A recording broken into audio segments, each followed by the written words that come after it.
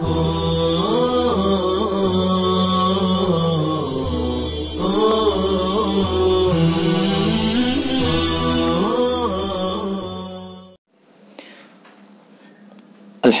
رب العالمین والصلاة والسلام علی سید الانبیاء والمرسلین سیدنا محمد وآلہ وصحبہ اجمعین.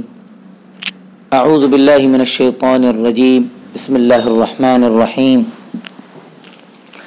وكذلك اعثرنا عليهم ليعلموا ان وعد الله حق وان الساعة لا ريب فيها. اور اسی طرح ہم نے ان پر مطلع کیا تاکہ وہ جان لیں کہ اللہ تعالیٰ کا وعدہ سچا ہے اور یہ کہ قیامت میں کوئی شک نہیں. اذ يتنازعون بینہم امرہم فقالوا ابنوا علیہم بنیانا. جب کہ وہ آپس میں جھگڑ رہے تھے ان اصحاب کہف کے معاملے میں تو بعض نے کہا کہ ان پر عمارت بنا لو. ربهم اعلم بهم. ان کا رب انہیں خوب جانتا ہے. قال الذين غلبوا على امرهم لنتخذن عليهم مسجدا. ان لوگوں نے کہا جو ان کے معاملے میں زیادہ با اختیار تھے کہ ہم ضرور ان کے اوپر مسجد بنائیں گے. سيقولون ثلاثة رابعهم كلبهم. اب وہ کہیں گے کہ اصحاب کہف 3 تھے ان میں چوتھا ان کا کتا تھا. ويقولون خمسة سادسهم كلبهم رجما بالغیب. اور کہیں گے کہ وہ 5 تھے ان میں چھٹا ان کا کتا تھا بے دیکھے پتھر پھینکتے ہوئے.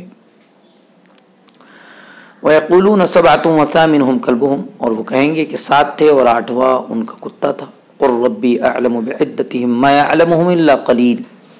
آپ فرما دیجئے کہ میرا رب ان کی تعداد خوب جانتا ہے، تھوڑے لوگوں کے سوا کسی کو ان کی تعداد کا علم نہیں. فلا تماری فیہم الا مراء ظاہرا. اس لیے آپ ان کے بارے میں سوائے سرسری بحث کے زیادہ بحث نہ کیجئے. ولا تستفت فیہم منہم احدا. اور آپ ان کے بارے میں ان میں سے کسی سے نہ پوچھئے. ولا تقولن لشیء انی فاعل ذلک غدا الا ان یشاء اللہ. اور کسی چیز کے متعلق یوں نہ کہیے کہ میں اس کو کل کروں گا مگر یہ کہ اللہ چاہے تو کروں گا.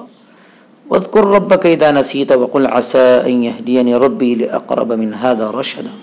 اور آپ اپنے رب کو یاد کیجئے جب آپ بھول جائیں اور آپ یوں کہیے کہ ہو سکتا ہے کہ میرا رب اس سے اقرب رشد و ہدایت کے راہ پر مجھے لگا دے. وَلَبِثُوا فِي كَهْفِهِمْ 300 سِنِينَ وَازْدَادُوا 9. اور وہ اپنے غار میں 300 برس اور مزید 9 سال ٹھہرے.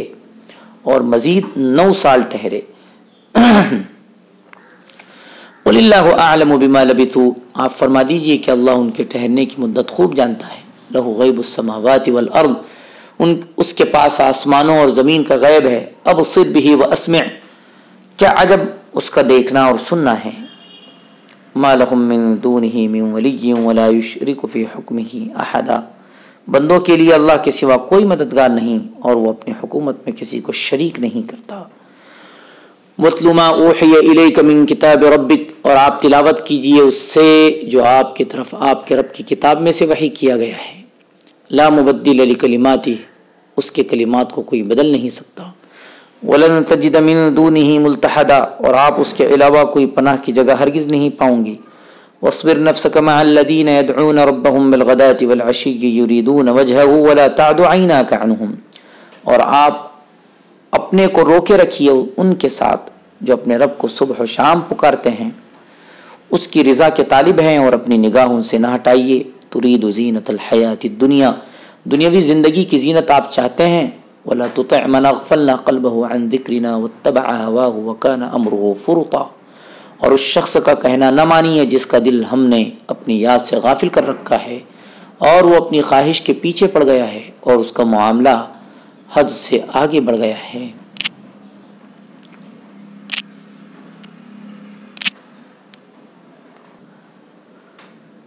اعثرنا یہ فعل ماضی معروف جمع متکلم کا صیغہ ہے. اعتار مصدر ہے باب فعال مطلع کرنا. ابنو بنا مصدر ہے باب ضربہ معنی بنانا. رجمن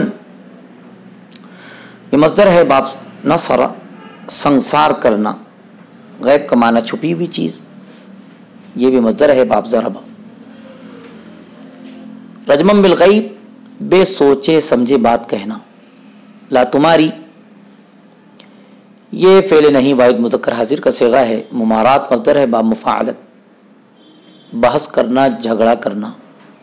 لا کی وجہ سے ترجمہ کر رہے ہیں بحث نہ کیجیے. لا تستفتی استفتاء مصدر ہے باب استفعال پوچھنا. ابصر و اسمع یا فعل بھی کے وزن پر فعل تعجب ہے. ملتحدہ اس میں ظرف ہے مصدر التحاد باب افتعال جائے پناہ. لا تعدو فعل نہیں واحد مذکر حاضر کا صیغہ ہے. عدوون مصدر ہے باب نصر. ہوا خواہش جماعتی اہوا. فرطا صفت مشبہ ہے باب نصر فرتن مصدر ہے حد سے گزرا ہوا.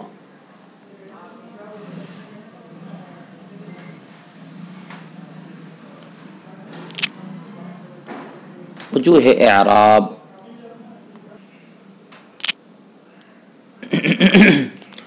ولن تفلحوا اذن. اذن حرف جواب ہے. ابدن یہ ظرف زمان ہے. بنیانن اس سے پہلے ہے لا ریب فیہا. لا ریب لا نفی جنس ہے. ریبہ اس کا اسم ہے اور خبر محذوف ہے. بنیانن یہ مفعول بہ ہے.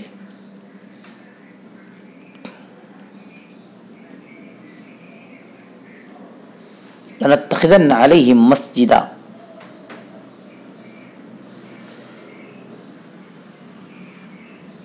یہ مسجدن یہ مفعول بہ ہے.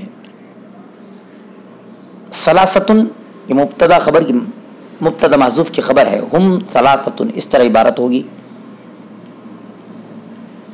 کلبہم رجمن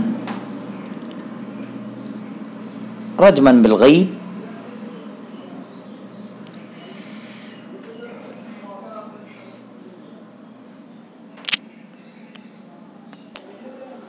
بعض نے کہا رجمن مفعول مطلق ہے اور بعض نے کہا یہ حال واقع ہیں. الا قلیل قلیل یہ فاعل ہے. فا فلا تمہاری میں فا یہ استنافیہ ہے یا تعلیل کے لیے. فا سببیہ ہے. میرا انظاہرن یہ مفعول مطلق ہے. احدن یہ مفعول بہ ہے.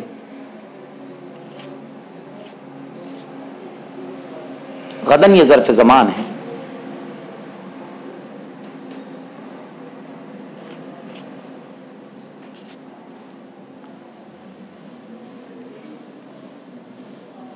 رشدن یہ مفعول بہ ثانی ہے.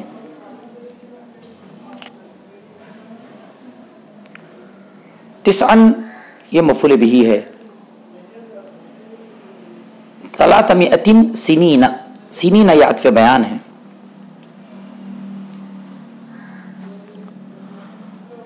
ابصر بہ واسمع یہ فعل تعجب ہے جیسا کہ ہم بتا چکے ہیں.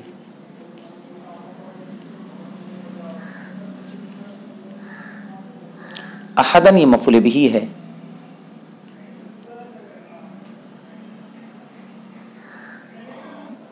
ملتحدن یہ بھی مفعول بہ ہے.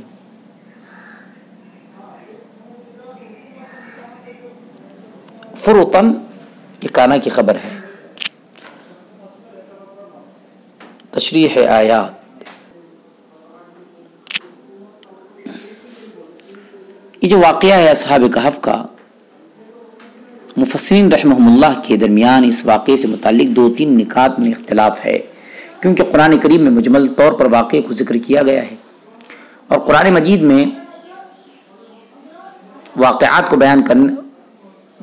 بیان کرنے کا مزاج یہی ہے کہ صرف سبق آموز پہلوؤں کا تذکرہ کیا جاتا ہے. یہ نکات بنیادی طور پر 3 ہیں. ایک یہ کہ کہف کے معنی تو غار کے ہیں لیکن رقیم سے کیا مراد ہے, لیکن ہم لغت میں حل لغات میں یہ بات بتا چکے ہیں. دوسرے اصحاب کہف کا یہ غار کہاں واقع ہیں. تیسرے اصحاب کہف کی تعداد کیا تھی. رقیم سے کیا مراد ہے, اس سلسلے میں مفسرین کی 2 رائے ہیں. ایک رائے یہ ہے کہ رقیم روم میں ایلا کے قریب ایک شہر کا نام ہے جو اب پیٹر یا بطرا کہلاتا ہے. دوسری رائے یہ ہے کہ رقم کے معنی لکھنے کے ہیں اور رقیم کے معنی لکھی ہوئی چیز کے ہیں. اس غار پر لوگوں نے اصحاب کہف کے نام کی تختی لگا دی تھی. رقیم سے یہی تختی مراد ہے. اصحاب کہف کا یہ واقعہ کہاں پیش آیا, قرآن و حدیث میں اس کی واضح نشاندہی نہیں کی گئی ہے. دنیا میں اس انداز کی کئی غار پائے جاتے ہیں، اس لیے لوگوں نے اندازے قائم کیے ہیں اور زمانے قدیم سے مفسرین کے یہاں اختلاف رہا ہے، لیکن اس سلسلے میں 3 رائے زیادہ مشہور ہے۔ ایک یہ کہ خلیج عقبہ ایلا سے شمال میں پہاڑوں کے 2 متوازی سلسلے ہیں، انہی میں سے ایک پہاڑ رقیم یا راقم نامی شہر آباد تھا، وہیں یہ واقعہ پیش آیا۔ دوسری رائے جس کو اہل علم کے درمیان زیادہ قبولیت حاصل ہے یہ ہے کہ ترکی کے مغربی ساحل پر افسوس یا نامی ایک قدیم یونانی شہر واقع ہے، وہی یہ واقعہ پیش آیا تھا۔ یہ ترکی کے موجودہ ازمیر نامی شہر سے 20 یا 25 میل جنوب میں واقع ہے، جس کی آبادی 15 لاکھ سے زیادہ ہے۔ اصحاب کہف کی تعداد کیا تھی، اس کا ذکر آیت نمبر 22 کے تحت، اور ان کے سونے کی مدت کیا تھی، اس کا تذکرہ آیت نمبر 19 کے تحت آئے گا۔ اصحاب کہف کے اس واقعے سے متعلق تقریباً تمام ہی اردو عربی تفاسیر کی کتابوں میں تفصیل سے گفتگو کی گئی ہے۔ ان کتابوں کے علاوہ اردو زبان میں مولانا ابوالکلام آزاد رحمۃ اللہ علیہ کی الکہف والرقیم، علامہ سید سلیمان ندوی رحمۃ اللہ علیہ کی عرض القرآن، مولانا حفظ الرحمان سیوہاروی رحمۃ اللہ علیہ کی قصص القرآن اور ڈاکٹر شوقی ابو الخلیل کی اطلس القرآن کا اردو ترجمہ نیز اردو دائرہ معارف اسلامیہ، یہ ساری کتابیں اور سورہ کہف کے تذکیری و دعوتی پہلو پر مولانا سید مناظر احسن گیلانی رحمۃ اللہ علیہ کی تذکیر بسورۃ الکہف، نیز مولانا سید ابو الحسن علی ندوی رحمۃ اللہ علیہ کی معرکہ ایمان و مادیت خاص طور پر قابل مطالعہ ہے۔ صلی اللہ تعالی علی خیر خلقہ سیدنا محمد و آلہ و صحبہ اجمعین برحمتک یا ارحم الراحمین۔